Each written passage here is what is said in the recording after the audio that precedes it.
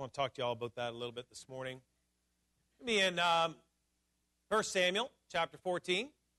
Last week in chapter 14, we saw that great action scene. Jonathan taking on the entire army. We learned how God shook the Philistines and how they were defeated. And then we saw King Saul and the Israelites who were in hiding and the Israelites who were on the wrong side, all got on the right side, and the innumerable Philistine army was chased out of the country. Verse number 22 of chapter 14, the men of Israel who were hiding themselves in the hill country of Ephraim heard that the Philistines fled. Even they also pursued them closely in the battle. So the Lord delivered Israel that day. Now you see them, now in your mind's eye, you can see the scene now of them, the army fleeing and the Israelites all coming out and chasing them and attacking them as they're running them out of the country. I guess I wondered, why would the Israelites chase after them? Why not just let them leave, go home and get out of here? Why do you want to chase them down? Well, honestly, they're trying to kill as many of them as possible so that the Philistines will not have a chance to regroup. Bottom line is they want to completely decimate the Philistine army so they'll never have to face them, or at least no time soon. Not trying to be hateful, not trying to promote violence, but we need to remember that the Philistines were the oppressors. They were the invaders. The theory, the principle of just war has to be considered in this situation. Self-defense against an armed attack is a justification for going to war. Israel didn't start this war, nor did they have the ability to win this war in and of themselves, but now that God has given them the victory, they're going to make sure that these Philistine invaders pay for their attacks. So we need to understand the context and the necessity of the war. However, observe Saul's attitudes and decisions here going on into verse 24 to 30. Look at what happens next in the action. It says in verse 24, the men of Israel were hard-pressed on that day, for Saul had put the people under oath, saying, "Cursed be the man who eats food before the evening, and until I have avenged myself on mine enemies." So none of the people tasted food. And all of the people of the land entered the forest, and there was honey on the ground. When the people entered the forest, behold, there was a flow of honey, but no man put his hand to his mouth, for the people feared the oath. But Jonathan, who had not heard when his father put the people under the oath, therefore he put the end of his staff, and it was on his hand, and he dipped it into the honeycomb and put his hand to his mouth, and his eyes were brightened. One of the people said, "Oh, your father strictly put the people under oath, saying, 'Cursed be the man who eats food today.' And the people were weary. Jonathan said, 'My father has troubled the land. See how my eyes have brightened because I tasted a little of this honey. How much more if only the people had eaten freely today of the spoil of their enemies which they found. For now the slaughter among the Philistines has not been great.'" According to Jonathan, verse number 30, the right course of action is to slaughter the Philistines. He agrees with the strategy here to destroy the enemy. He has no problem with what Saul is trying to accomplish. But how King Saul is going about it, his method, Jonathan does not agree with that. Saul's strategy, in essence, if I can sum it up, is no rest, no breaks, no snacks until the job is done. Cursed be anyone who tastes his food before the evening and until I've avenged myself on mine enemies. Because of this oath, it says the men of Israel were what in verse number 24? It says the men were hard-pressed. They're physically, they're mentally, they're emotionally under pressure, and Saul has made this whole thing overbearing. He's overbearing. First thing that jumps out to me is Saul's attitude. The emphasis here seems to me to be on himself. Jonathan took on the Philistines based on the promises he read in the law of God. The Lord has given them into our hand, Jonathan said as he went on to attack. But Saul, on the attitude is, I will avenge myself on my enemies. That's a very carnal attitude. Saul's taking himself way too seriously. This battle, this victory is all about who? Him. It's all about him. Like he's somehow now the author of the revenge, that his authority and his direction is somehow essential and responsible for this success, which really is the farthest thing from the truth. The reality is this victory had absolutely nothing to do with Saul's leadership or Saul's ability. It happened despite Saul, not because of Saul. The reality is Saul was stumbling around and he arrived late to the party, but now he's all hard about it. He's declaring oaths and he's giving ultimatums like he's in charge. Have you ever known someone who takes themselves way too seriously? I canceled summer vacation once because I couldn't find my prescription sunglasses. I just said, nobody's going to have any fun until we find my prescription sunglasses. I decree summer's over until we find them. Yeah? It's a running joke in our family now that, Dad canceled summer once for sunglasses. It was very tongue-in-cheek when I said it. It was supposed to be comical. But have you ever known someone who takes themselves too seriously? I sometimes do. I get all adamant. I get all intense about things. And my boys, they're good kids.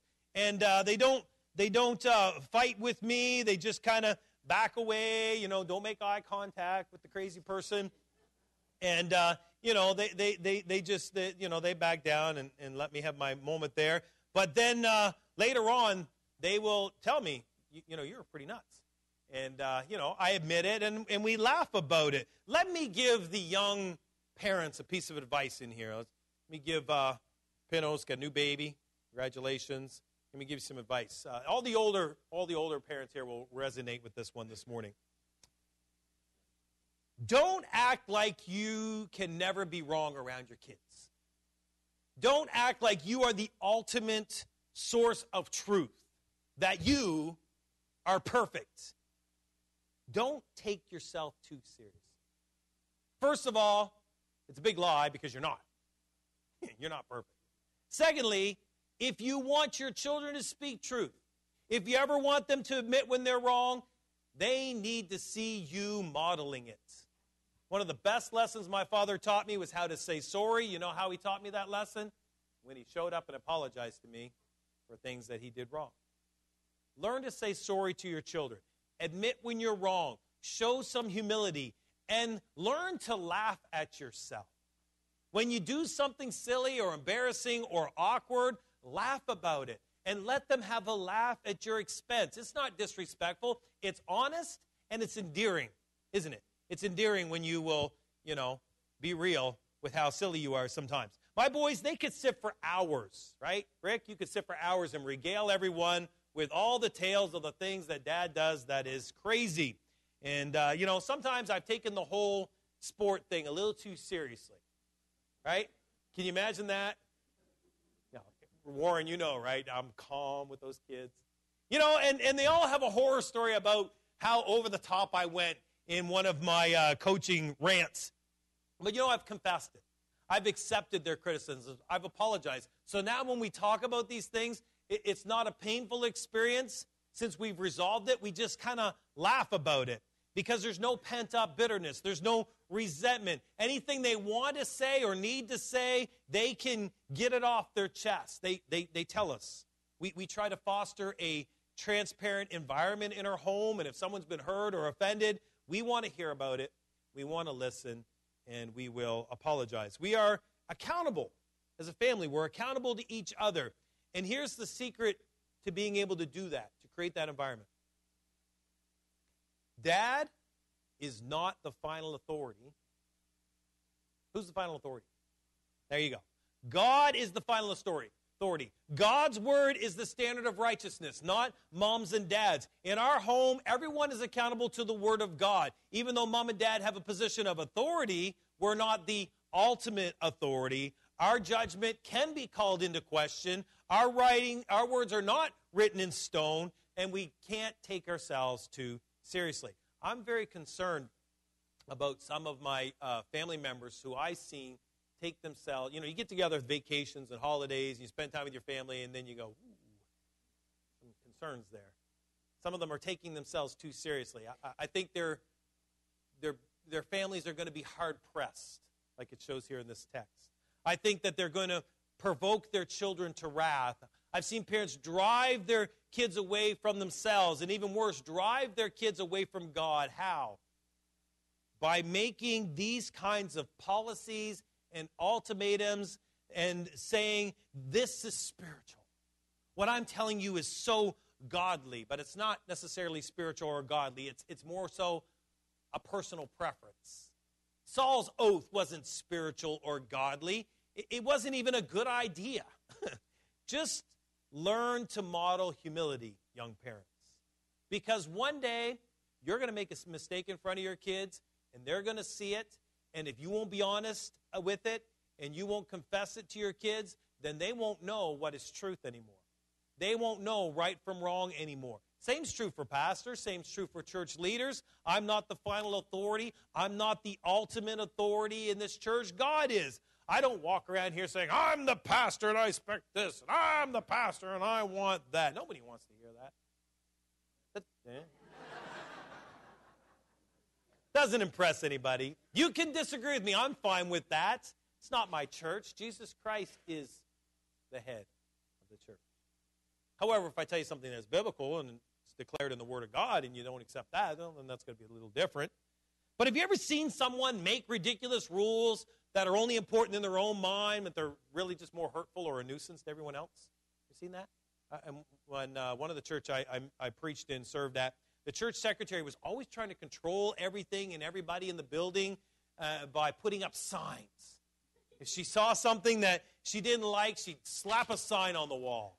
And you come in and there'd be signs everywhere, and it'd be like, don't touch the thermostat, and don't let the kids use these stairs, and don't take these styrofoam cups, and don't use the paper out of the photocopy room.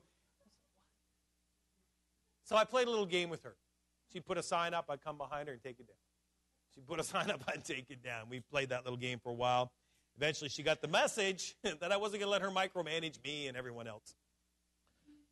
Kind of comical, not really that hurtful, but even though I found it entertaining, I really wasn't trying to annoy her. I was trying to prevent her from becoming overbearing on everyone in the church. But some people who do those things, it's not just silly, they have real power.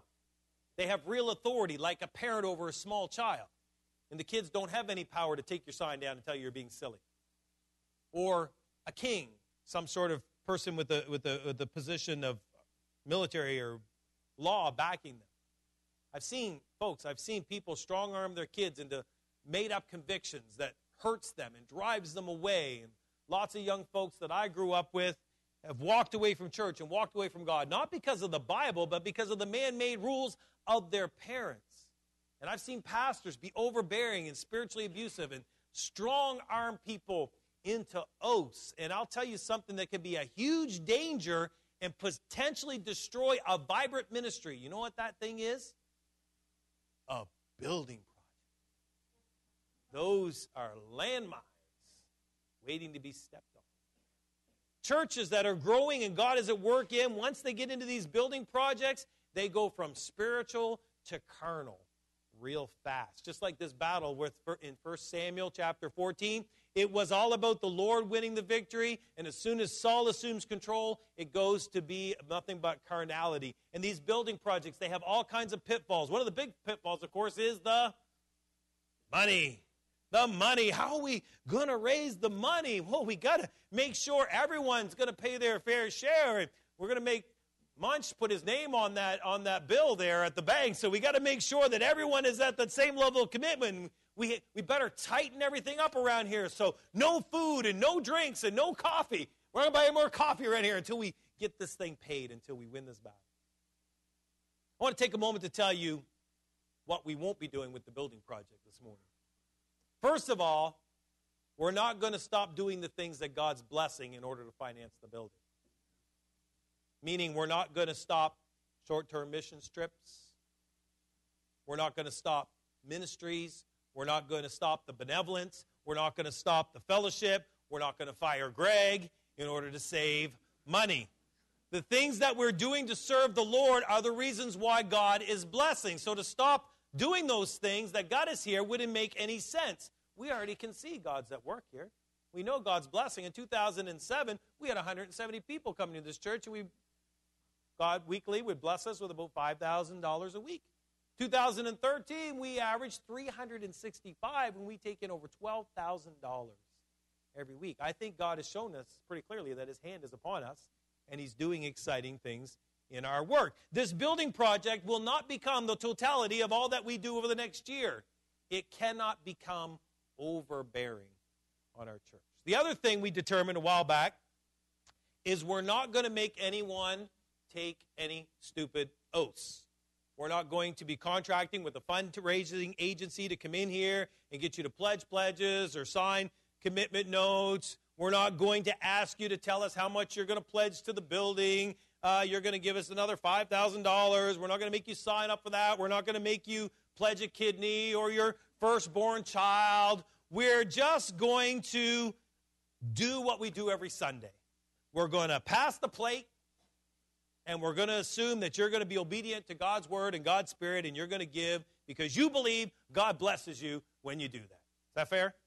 That's how we're going to do it. Another thing pastors do when it comes to building projects, like Saul, is they start taking themselves way too seriously, and they think the church is growing because of me. And I'm directly the result of it's because of me that the success and everything rises and falls on my decrees, and then they start micromanaging, and they become driven, and they become overbearing on all the people in the church. And I'm going to let you in on a little secret. I know diddly squat about building stuff. Is that a shock? Anyone? Not really, right? 7 years of college and seminary and not one engineering course. And you know what this church is full of? Engineers, right? Everybody here knows how to do this better than I do. See, this is Saul's problem. He's not the author of the victory, but he's trying to take over anyways. He thinks he knows best. He thinks he knows right. He thinks he's going to be efficient, but thinking something is best doesn't necessarily make it the best, folks. The reality is this is a poorly thought out strategy. His reasoning is we need to be diligent. We have to stay on task. We need to work as hard and as fast as we can. We need to kill as many as possible before they get away. So we can't take a break. We can't afford to do that. We've got to go hard. You know what the problem with going hard is? It's hard. It's really tiring.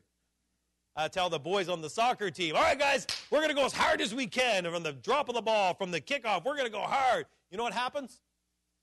Someone gets winded. Someone needs a sub because you can't go nonstop for 40 minutes. A few people can. Connor can. The rest of the team, they might need a sub from time to time. And if they're going as hard as they can, they're going to get exhausted. So I have to pull them off. I got to sit them down. But you know what happens every time you pull them off and sit them down? As soon as they get a drink and they catch their breath, they always jump right back up and say, okay, coach, put me back in. I'm ready to go in there again. But if we never gave them a water break in practice, if we never gave them a break in the game, what's going to happen? They're going to slow down. They're going to start pacing themselves. And they will be less effective. And they won't be able to play their hardest. That's what's happening here in the text with the Israelites. They're not able to be as effective because they need a break. They need a quick bite. They need a drink of water. And since they don't have anything, they're dehydrated. They're lightheaded. They're sluggish. And they're dogging it in the battle. They're not going so hard. Now, Jonathan, on the other hand, who has the ability to think for himself, he doesn't blindly follow his father. He makes a practical, common sense decision. He says, I'm hungry. I'm going to take a moment and grab a quick bite. And what happens when he does that? Verse 27. It says he puts the staff which was in his hand, dipped it in the honey, put it in his mouth, and his eyes were brightened. He was revived, and he was ready to go back into the battle. And the people were like, oh, Jonathan, you shouldn't have done that. Because your father said we're under an oath, and cursed to be that anybody has food. But look at the narration. What does he say? The people were weary. They were weary. Jonathan, he's not afraid of the Philistine army, and he's not afraid of his father either. So he's brutally honest. Verse 29, he says, my father has troubled the lands. See how my eyes are brightened because I tasted a little of this honey? How much more if the people had eaten freely today of the spoil of the enemies which they found? For now the slaughter among the Philistines has not been great. I'll summarize that up and just call it what he's saying. In layman's terms, Jonathan said, this was a stupid idea. That was a dumb oath. It's ineffective. It's overbearing. It's troubling the land. Don't make stupid oaths. Don't give ultimatums. Don't make knee-jerk reactionary decisions. Don't be overbearing on yourself or your families or wherever if you're a boss or a manager, your employees. It's a new year. And people like to make resolutions in New Year's, and that's fine. But don't make ridiculous ones. Is this not true? Think about this. Whenever something happens that people don't like, the first thing they want to do to correct the problem is what? Make a policy. Let's make a rule. But once that policy or once that rule, once that law's in place, it ends up with unintended consequences. See, Saul's oath and his policy was done to ensure the destruction of the Philistines would be complete. But instead, it did just the opposite. It hindered the battle. It made the army less effective. Jonathan's not living by the oath, and he's more effective than everyone else. I've never been a policy guy. I just don't like following rules personally, but I'm more of a principle guy. I prefer biblical principles. Learn a biblical principle and live by the biblical principles. It'll help you make wise decisions in the current situations that you're facing if you know biblical principles. But if you always got to make a policy and a rule, it's hard to keep them all and remember them all. And they handcuff you. So many times the rules will handcuff you from doing wise choices. I remember the first church we were in, we renovated the foyer, and we spent all this money, and we put up new walls, and we painted, and we slapped down some new carpet, and it looked great, and everyone was excited about it, and the deacons who were responsible for all this work, they wanted it to keep it nice, right? They wanted to keep it looking good. And they said, we don't want any spills on the rugs. That just doesn't look good, so let's make a rule.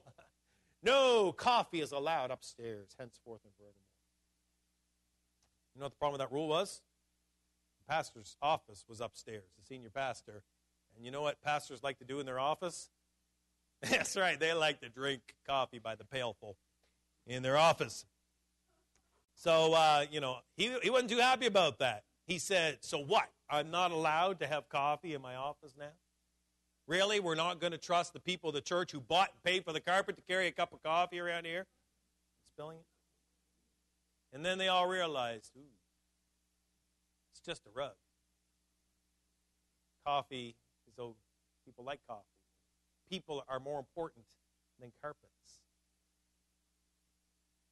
Verse number 30, it says here that had they eaten of the spoil of the enemy which they found, how much more had they been brighter, stronger, more ready to do it? The people need to enjoy the fruits of their labor. Receive the reward for the victory, not restricted by the victory. This should be an exciting moment for the Israelites. This should not be a painful endeavor. They should have a spirit of enthusiasm, not drudgery, about winning this battle. The Israelites were there because they saw God at work, and they wanted to join in with what God is doing, but now Saul has made it a hard-pressed, wearisome thing. He's negatively impacted the battle with this stupid oath.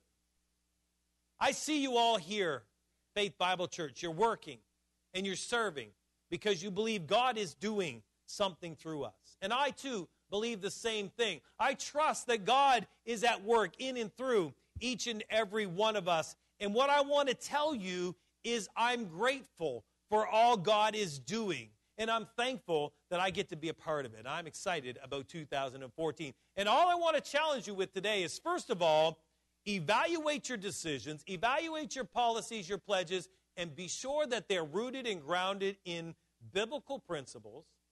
Secondly, if they're not biblical principles, but rather personal preferences, make sure they're not ineffective or causing some unintended negative consequences. Don't hurt your family with your stupid rules and policies. So thirdly, lighten up. Enjoy yourself. Take a break when you need a break. Rest when you need some rest. Don't take yourself too seriously. Learn to admit when you're wrong. Laugh at your mistakes. Laugh with your family. We don't know what's going to happen in 2014, do we? Really don't know. Greg and I were talking this week, and he said something very wise. He said, I almost died this past year. He said, I want to make sure that I get a chance to take my wife places and do the things that we enjoy. You don't know what you got in 2014. You better take some time to do the things with your loved ones that you all enjoy to do. How much more will you praise God and serve Him faithfully if we all get to enjoy the victory? Right? We're blessed with our family. Did you have a good holiday with your family? Did you enjoy your kids? Right? We're so blessed with our families. We're so blessed with our church. The privilege of serving the Lord. We can love and care and serve together. We're on the threshold of this expansion. We're moving forward. Faith Bible Church is an exciting place to be. Well, I want you to enjoy the victories. I want you to keep up the good work, dear brothers and sisters. Father, we thank you so much for all the good that you've poured out on us. Even though we've had some trials, even though we had some struggles, even though things don't always work out the way we want them to work out, Lord, still, your hand is upon us. And there's so many good things that you've blessed us with. Lord, help us to enjoy these things. Help us to praise you for them. And help us to serve you faithfully in all that we're facing. We pray all this in Jesus' name. Amen.